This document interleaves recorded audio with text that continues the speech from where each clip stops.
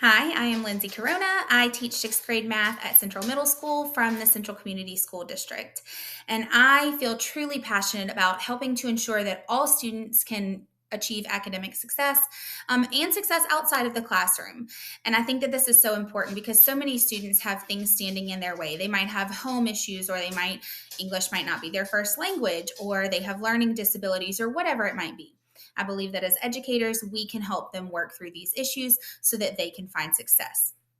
In the video you're about to watch, you will see a lesson in my 7th block class, and we are introducing volume to them. So they've been learning surface area of polyhedra, and now we're going to introduce how to find the volume of a rectangular prism. So our objective in this was to differentiate between surface area and volume because, like I said, we've been working on surface area, we're moving into volume, and though those concepts share some things, they are different enough that they often get confused. So we really wanted to make sure that students were going to have a good understanding of what is surface area, what is volume, and how are they different. So we will determine between surface area and volume, so that we can find the surface area and volume of prisms. What do we need to do in order to complete that? Just not forget our names area. We need to know our area. So we need to know like the formula. You have to listen, like for the answer. but specifically when we're finding surface area and volume, what are some of the things we need to think about or we need to remember to do when we're doing it? We have to make sure you get all the sides.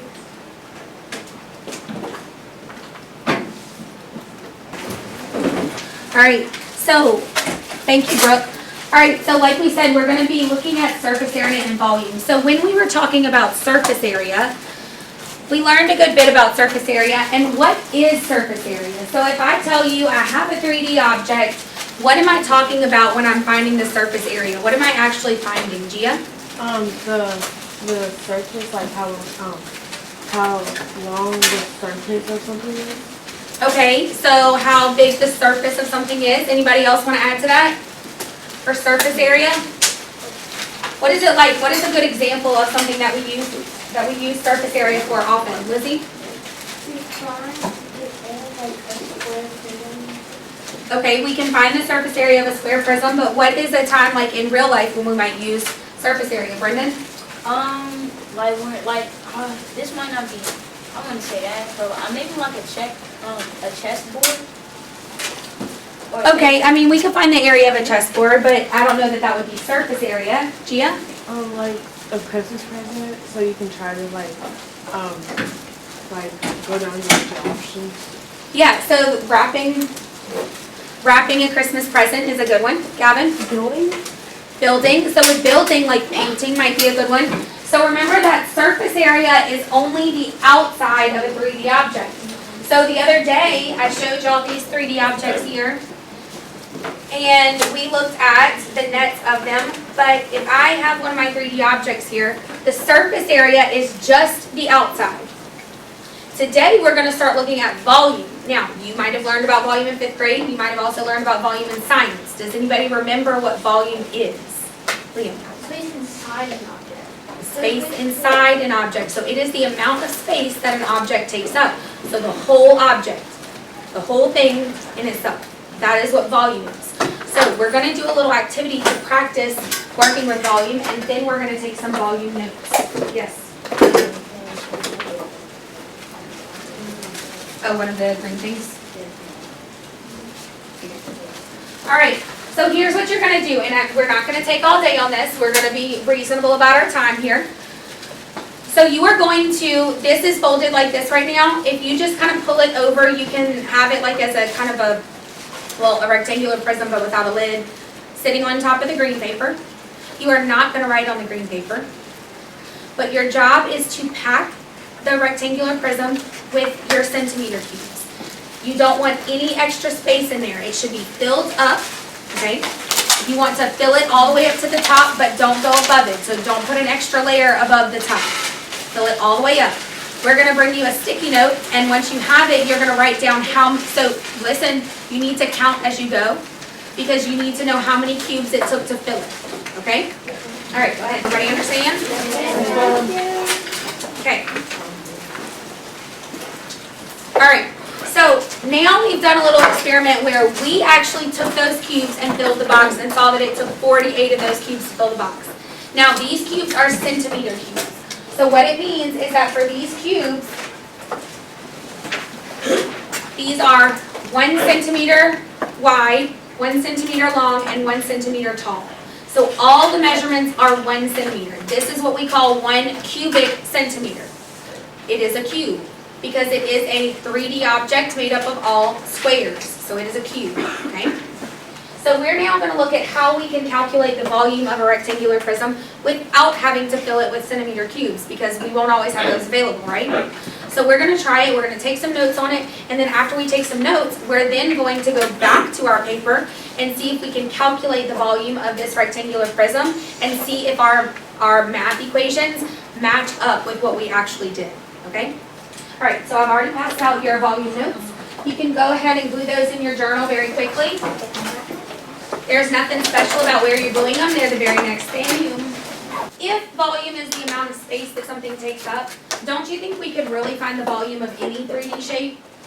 Yes, we could. This year, though, we are only going to work on rectangular prisms, okay? As you move forward in math, you will work on other shapes, but this year we focus on rectangular prisms, so that's the only ones we're going to work with for volume. Now, we know how to do surface area of other shapes, but for volume, we are only doing rectangular prisms. Okay. So let's go ahead and start. So this is a rectangular prism.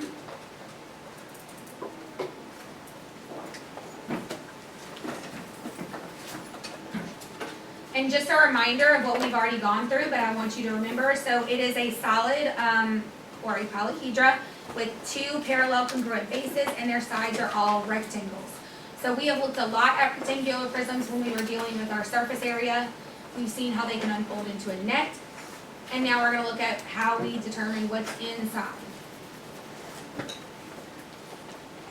All right, there's 2 different ways that we can write the formula. I want everybody to think back to last year and also think back to science.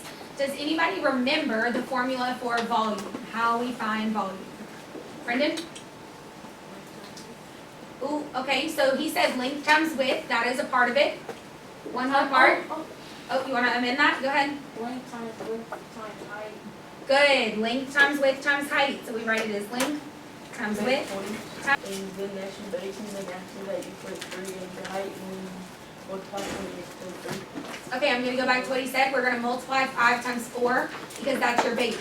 Why is that what we're starting off with as the base? Because what is that with the base? What is it? What? It's length times width, Which represents the what? the area. Very good. Length times width represents the area. So when we put base, we're going to put 20 centimeters. But what kind of centimeters? Square. Square. Good, because we have multiplied 2. And then it says times height.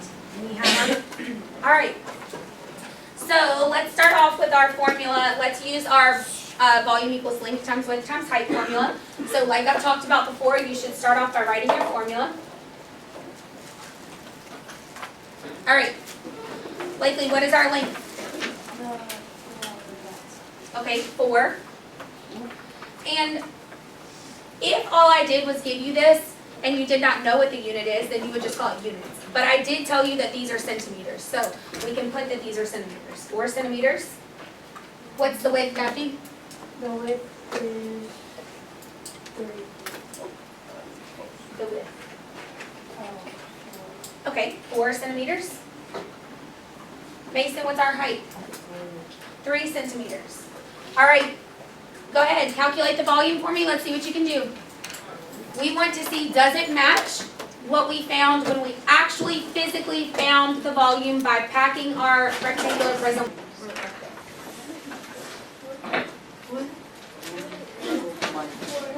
All right.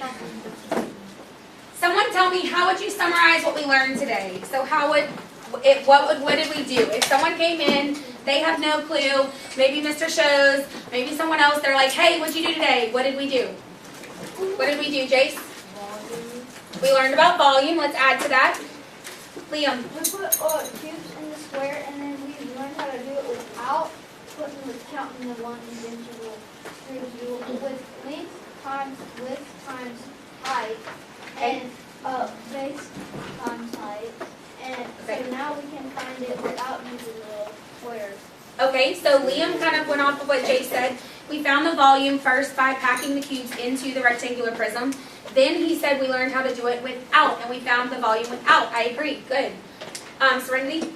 We learned why B was a value, you put B as a calculator. We did. Yes. Ooh, sorry. We got it in anyone, Brooke?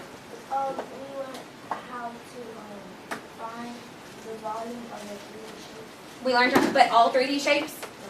What type? Not the square. What type of 3D shape did we learn to find the volume of? Daphne? Prism. What type of prism? Rectangular prism. All right, let's move to the next question. What is important to remember about how we do what we learned today? So if Mr. Shows, let's say, comes in, he's like, hey, what are you doing? Okay, you told him what we're doing. And he's like, but how? What are the first things you're going to tell him about how you do it? Brendan? The formula. Okay, so you're going to teach him the formula, length times width times height. Anthony? Okay, you're teaching him that you're going to multiply all three of them, yes? Daphne?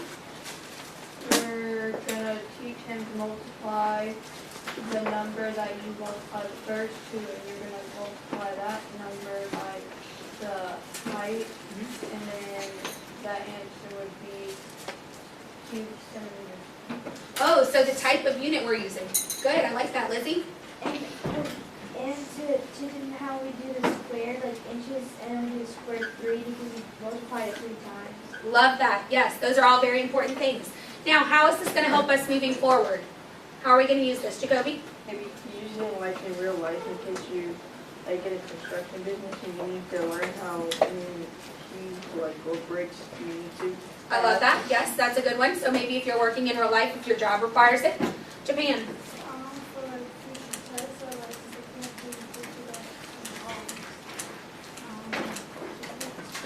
Good. Okay, so she said future tests. Brenda? So just to recap the lesson here, we were talking about differentiating between surface area and volume. They had been working on surface area. We were switching over to volume, so I needed to give the students a chance to kind of hands-on deal with both of those two measurements so that they really would have a good understanding of the basis of both of them. There were a few things not seen in the video here. After the students took notes with me, we then went into our book where they had a chance to then practice what we were doing as partner work first and then independently. So those are the things that you did not see in the video. I do feel like the students met their objectives for the most part. When we were doing the book work, I was able to walk around and see how students were doing when they were doing their independent part, especially. I was able to see their work and then were they getting their work correct? And overall, most of them were. So that was a very exciting day. And now the students are going to be able to use this skill moving forward as we move into finding the volume of a rectangular prism and then seeing how many cubes would fit inside when the cubes are not unit cubes. So tomorrow we're going to work on a problem, something like how many 1/2 inch cubes would it take to fill a prism? So overall, I feel like the students did very well in this lesson.